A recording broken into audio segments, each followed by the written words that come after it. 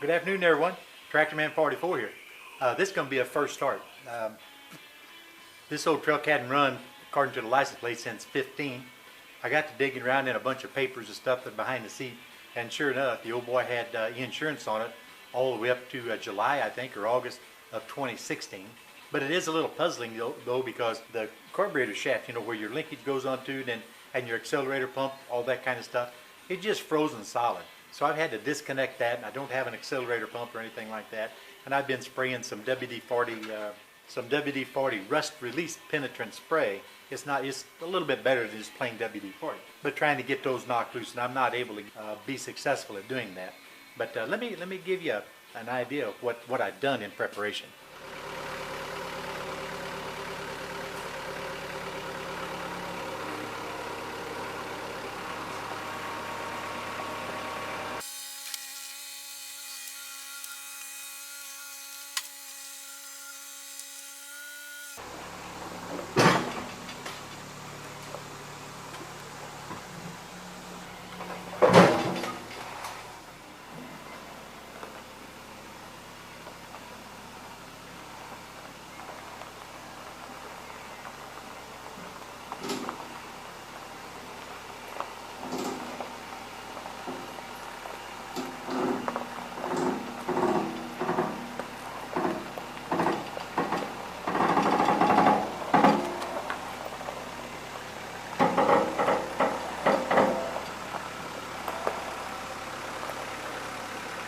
Remember, guys, as I say in all my videos, don't do as I say, and especially don't do as I do. You know, but there's more than one way to move something dead around. I mean, you know, it ain't no big deal. Get a bigger tractor if the one you got doesn't work.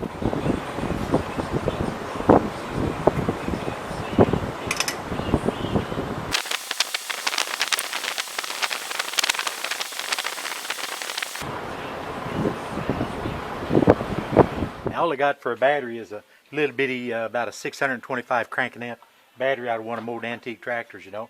So it doesn't have enough oomph to really give this old motor a spin that it really needs, you know, being that's how it's been setting for so long. If you take a look up in here, you can see this is your linkage that comes right straight from the throttle, and I can't budge it at all. I've been tapping back and forth on it.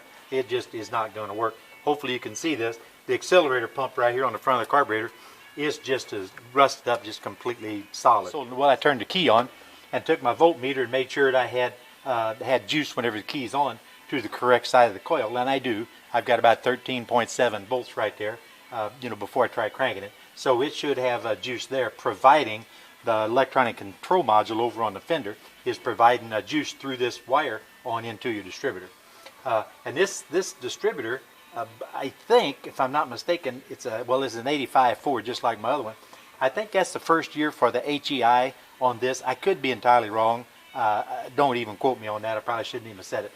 But I went ahead and pulled that distributor cap in preparation and just looked underneath it, and every one of the pins that go to the spark plug just got a big wad of corrosion on it. So I went ahead and very gently scratched those off with a fine file, and then touched them a little bit with sandpaper. I got that nice and shiny. And also your rotor pin, I just kind of touched that just a little bit and got that ready to go. But I don't have any way to get fuel to it, simply because I can't pump the throttle or anything like that. So what we're going to do is I got some chainsaw gas, some mixed chainsaw gas in here, and I just got a tiny hole drilled in the cap of this water bottle. So I'm just going to go over there and jump out the solenoid with a pair of channel locks, and we'll see if it'll fire up. I'm not anticipating good luck, but at least if it turns over, I'll be happy. Again, as I say in all my videos, do not do as I say, and definitely don't do as I do.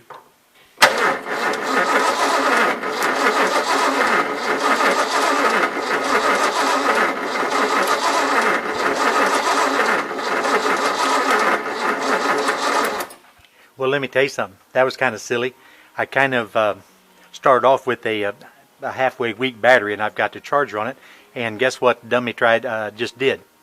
The dummy tried to turn it over with the key turned off. So now at least we've got a little bit of gas and stuff, you know, in the intake. It's probably going down around the rings and all that stuff right now, probably flooding out spark plugs too. But and my battery's kind of wound down. So I'm going to let that battery charge up again for about 15 minutes.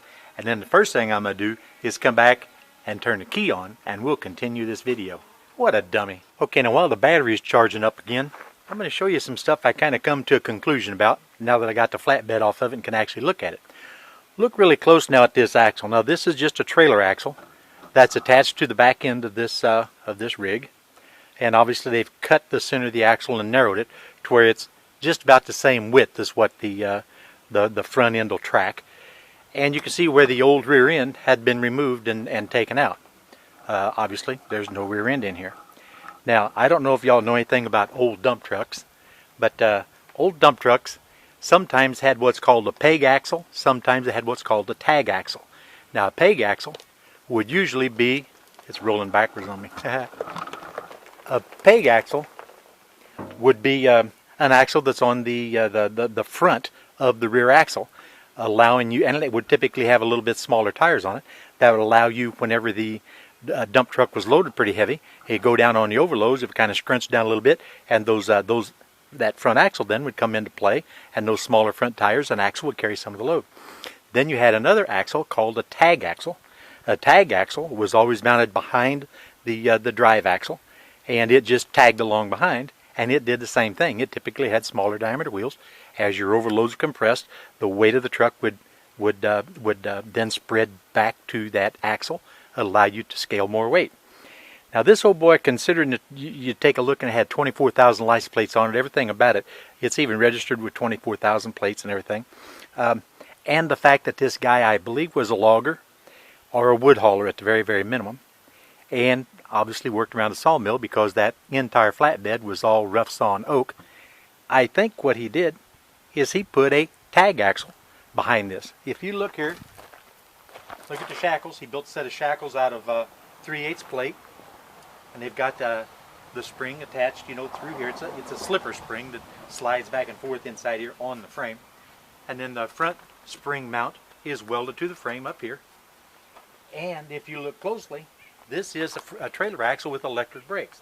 If you look at those yellow wires come from up in front, and it's got a brake controller on it, and he was able to utilize that brake controller to apply brakes on this rear axle as he was slowed down.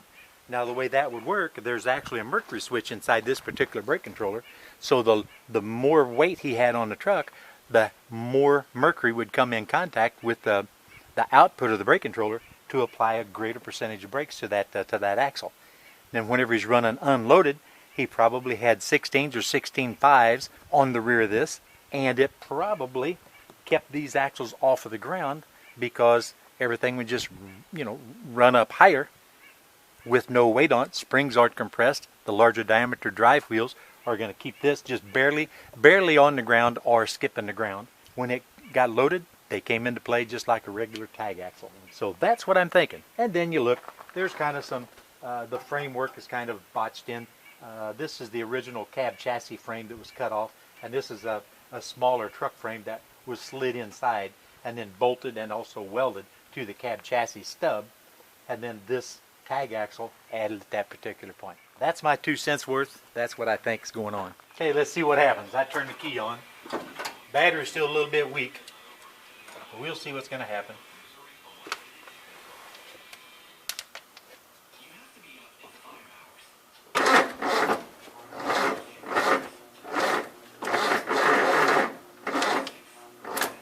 Battery's just barely turning it over, so I'm going to have to let it charge. I'm going to have to dig around on one of the other old tractors, see if I got a heavier cranking amp. Boy, if I had 1,000 cranking amp, I think that would take it. At least it would spin it anyway. Now, if it doesn't spin over fast enough this time, I'm going to have to get my truck with the bigger battery on it and jump it from the big battery. I'm working on a 100-gallon fuel tank in the meantime, and I left my channel locks over by the tank.